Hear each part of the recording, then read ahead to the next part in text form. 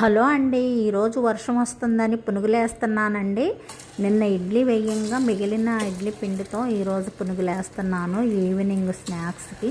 చూడండి, ఏమి వేయలేదండి. ఆ ఇడ్లీ పిండిలో జీలకర్ర, ఉల్లిపాయ, పచ్చిమిరకాయ, ఉప్పు తగినంత, అంతేనండి. ఇంతకుముందు కూడా ఈ పునుగులు వేసి నేను వీడియో అప్లోడ్ చేశాను. ఈరోజు వర్షం వస్తుందని వేశాను కాబట్టి ఇప్పుడు ఎలా ఉంటాయా అని వీడియో తీశాను. చూడని వాళ్ళు ఉంటారు కదా, అందుకే అప్లోడ్ చేద్దామని నేను వీడియో తీశానండి. చూడండి ఎంత కలర్ఫుల్గా ఉన్నాయో అండి పునుగులు. అన్నీ ఒకే సైజులో వేస్తున్నాను, ఒకటొకటిగా చక్కగా. ఏమి ఇందులో మైదా పిండి, సోడా, ఉప్పు ఏమీ వేయలేదండి నేను.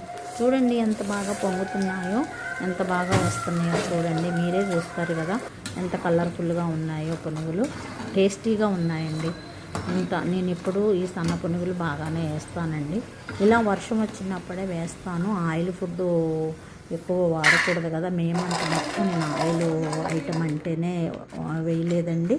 ఈరోజు వర్షం వస్తుందని వేశాను. చూడండి ఎంత ఒకే సైజులో ఎంత కలర్గా ఉన్నాయో. ఇవే మెత్తగా కూడా ఉన్నాయండి, టేస్టీగా చాలా స్మూత్గా ఉన్నాయి చూడండి.